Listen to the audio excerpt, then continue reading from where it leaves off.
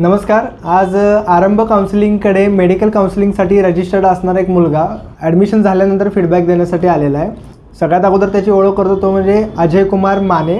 तो मूळचा सोलापूरचा आहे, पण कामासाठी व शिक्षणासाठी तो सांगलीमध्येच राहतो आहे. जेव्हा अजय कुमार आमच्याकडे काउन्सिलिंगसाठी आला होता तेव्हा त्याचा नीटचा फॉर्म भरताना आम्हाला थोडंसं समजलं की त्याचे आई व वडील दोघंही एक्सपायर झालेत व तो वॉटरप्रूफिंगचं काम करतो आहे शिक्षणासाठी. तर मग त्याला आम्ही थोडंसं ऑर्फन कॅटेगरीची माहिती दिली होती व ऑर्फन कॅटेगरीचं सर्टिफिकेट त्याला काढायला सांगितलं होतं व त्यानं ते सर्टिफिकेट मिळवलंही. मात्र त्याचा नीटचा स्कोअर साधारणतः 210 आला व 210 स्कोअर आल्यामुळं त्याला थोडंसं वाटत होतं की मला फिजिओथेरपी किंवा BHMS कोर्सला ॲडमिशन मिळावं अशी साधारणतः त्याची अपेक्षा होती. त्यानंतर आम्ही त्याचे जे काही कोर्सेससाठी रजिस्ट्रेशन केले त्यामध्ये त्याने कुठेही इंटरफेअर केलं नाही की म्हणजे कोणत्या कोर्ससाठी तुम्ही रजिस्ट्रेशन करत आहात, माझे कॉलेजचे ऑप्शन्स काय टाकत आहात, कसलेही रेस्ट्रिक्शन्स त्याने आम्हाला घातलेले नाहीत. त्याची पूर्ण प्रोसेस आम्ही आमच्या पद्धतीनुसार आमच्या प्रोसिजरनुसार कंप्लीट केलेली आहे. कॉलेजेस जे आम्हाला चांगले वाटतात ते कॉलेजेस आम्ही एंटर केलेले आहेत. फॉर्म भरल्यानंतर आम्ही डिरेक्टली त्याला शेअर करत होतो. तो त्याच्यावरती कसलेही ऑब्जेक्शन घेत नव्हता. आता त्याला नेमकं कोणतं कॉलेज मिळालेलं आहे, कोणत्या कोर्सला ॲडमिशन मिळालेलं आहे ते आपण त्याच्याकडूनच ऐकूया. मी अजय कुमार माने. माझं मूळ गाव सोलापूर आहे. मी कामासाठी इथे सांगलीमध्ये सांगलीमध्ये आलेलो तेव्हा मी 12वीला होतो. 12वीनंतर मी नीटचा रिपीटसाठी इग्नायटेड अकॅडमीमध्ये कोचिंग घेत होतो. मी काम करत मी नीटची तयारी करत होतो. नीटची तयारी करत असताना जेव्हा नीटचं रजिस्ट्रेशन चालू होतं त्या टायमात त्याच्या आधी सरांचं मला अकॅडमीकडून आरंभ करिअर ॲडवायझरमध्ये काउन्सिलिंग केलं जातं हे मला कळालं. जेव्हा मला कळालं त्यावेळी मी रजिस्ट्रेशनसाठी सरांकडे जेव्हा आलो त्यावेळेला सरांनी मला बोलता सरांनी माझी विचारपूस केली व मी माझी परिस्थिती सरांसमोर मांडली. जेव्हा मी सरांसमोर माझी परिस्थिती मांडली सरांनी माझं बॅकग्राऊंड समजून घेऊन मला ऑर्फन कॅटेगरीबद्दल माहिती सांगितली. जेव्हा रिझल्ट लागल्यानंतर माझा नीटचा स्कोअर 210 आलेला. माझ्या स्कोअरनुसार मला फिजिओथेरपी किंवा BHMS भेटेल असे वाटत होते. सरांनी वेटरनरीचं रजिस्ट्रेशनसुद्धा मला करायला लावले. वेटरनरीच्या रजिस्ट्रेशनमध्ये मला महाराष्ट्रातून मुंबई येथे गव्हर्मेंट वेटरनरी कॉलेज भेटले.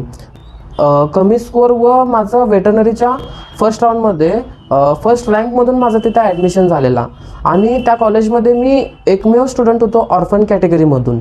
मी तिथं ॲडमिशन कन्फर्म करून आलो. मी गृहीत धरलेलं माझं ॲडमिशन तेच फिक्स झालं आहे असं, पण सरांनी माझं MBBSसाठी पण प्रोसिजर चालू ठेवला.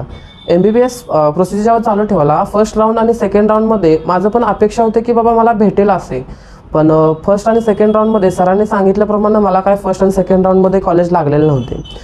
थर्ड राऊंडमध्ये सरांनी मला 2 दिवस आधी इन्फॉर्म केलं होता की तुला थर्ड राऊंडमध्ये MBBSच्या लागेल असं मला सांगितलेले, पण मला तर वाटलं नव्हतं की थर्ड राऊंडमध्ये मला लागेल असं.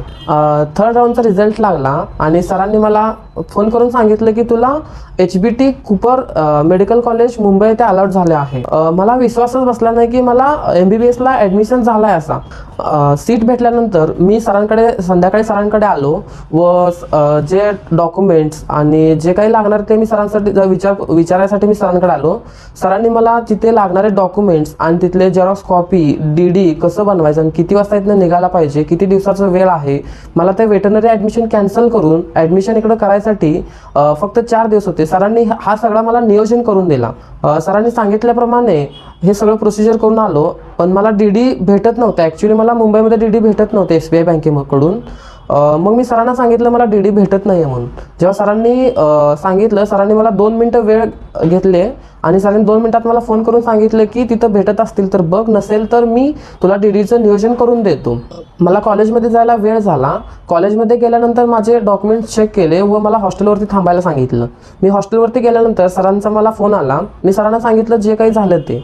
मग सरांनी BMSचा लास्ट डेट असल्यामुळे सरांनी माझं BMSचं पण चॉईस फिलिंग करून ठेवलेले.